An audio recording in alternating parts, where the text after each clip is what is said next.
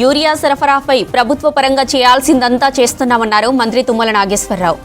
ఎప్పుడు యూరియాను చూడని నేతలు ప్రభుత్వంపై విమర్శలు చేస్తున్నారని మండిపడ్డారు. రైతుల పేరుతో రాజకీయాలు చేసి పార్టీని పెంచుకోలేరన్నారు. శవాలపై పేలాలు ఏరుకునేలా బీజేపీ నేతలు వ్యవహరిస్తున్నారని విమర్శించారు. యూరియా విషయంపై కేంద్ర మంత్రులు కిషన్ రెడ్డి, సంజయ్తో మాట్లాడానని చెప్పారు. రామచంద్రరావుకు పలుకుబడి ఉంటే కేంద్రం నుంచి యూరియా తెప్పించాలన్నారు. ఈ విషయంలో రాష్ట్రానికి కేంద్రం సహకరించాలన్నారు. ఇక వరదలు, యూరియాపై వ్యవసాయ అధికారులతో వీడియో కాన్ఫరెన్స్ నిర్వహించారు Tummala Nageswararao. Russia, Iran, Iraq, Oman అటువంటి దేశాల మధ్య జరుగుతున్నటువంటి యుద్ధం కావచ్చు, లేదు రెడ్ సీ ట్రాన్స్పోర్ట్కి అవకాశం లేని పరిస్థితులు ఉండటం మూలాన నౌకాయానం ద్వారా పడ్డటువంటి ఇబ్బందులు కావచ్చు, లేదు దేశీయంగా తయారయ్యేటటువంటి యూరియా కర్మాగారాలు, ఉత్పత్తి చేసే కర్మాగారాలు అన్నీ కూడా వివిధ కారణాలతోటి ఉత్పత్తి ఆగిపోవటం కావచ్చు.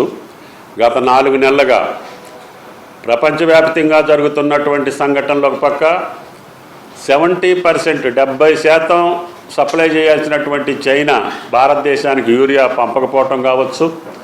ఈ కారణాల వల్ల భారత ప్రభుత్వం ఈ రాష్ట్రాలకు అలాట్ చేసినటువంటి ప్రతి సంవత్సరం ఇవ్వగలిగేటటువంటి ఇస్తున్నటువంటి యూరియాని ఇవ్వలేకపోతుంది. రాష్ట్ర రైతాంగాన్ని, దేశ రైతాంగాన్ని బాధ పెట్టేటటువంటి భారతీయ జనతా పార్టీ ఇంకా రాజకీయ పరంగా ముసుగేసుకొని రాష్ట్రాలని బదనాం చేయాలనో, రాష్ట్ర ప్రభుత్వాలను ఇబ్బంది పెట్టాలనో, రాజకీయంగా లబ్ధి పొందాలనుకోవటం వాళ్ళ యొక్క అవివేకం కావచ్చు, మూర్ఖత్వం కావచ్చు, లేకపోతే చాదస్తం కావచ్చు. కానీ ఇటువంటి చాదస్తాలతోటి, ఇటువంటి మూర్ఖత్వాలతోటి మీరు రాజకీయ పార్టీలని బలపరుచుకోలేరు, రాజకీయంగా ఎదగలేరు, రాజకీయంగా గెలవలేరు.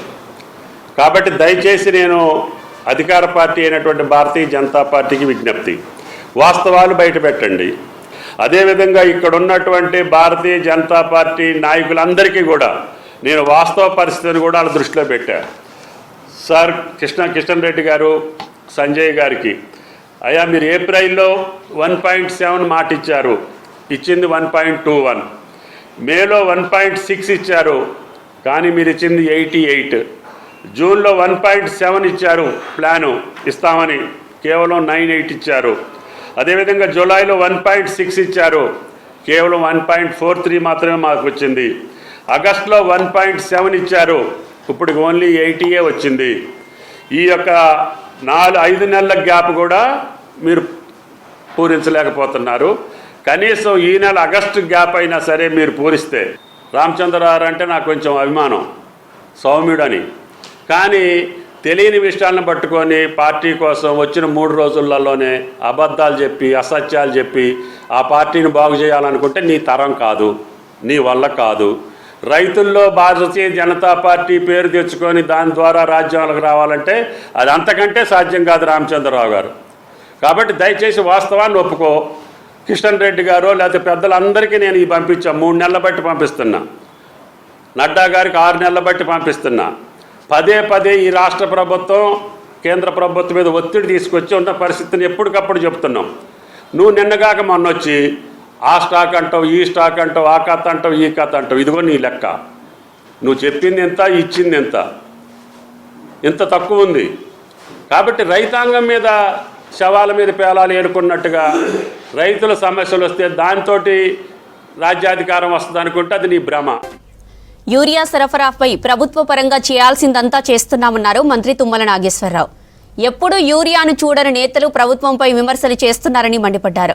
రైతుల పేరుతో రాజకీయాలు చేసి పార్టీని పెంచుకోలేరన్నారు. శవాలపై పేలాలు ఏరుకునేలా బీజేపీ నేతలు వ్యవహరిస్తున్నారని విమర్శించారు. యూరియా విషయంపై కేంద్ర మంత్రులు కిషన్ రెడ్డి, సంజయ్తో మాట్లాడానని చెప్పారు.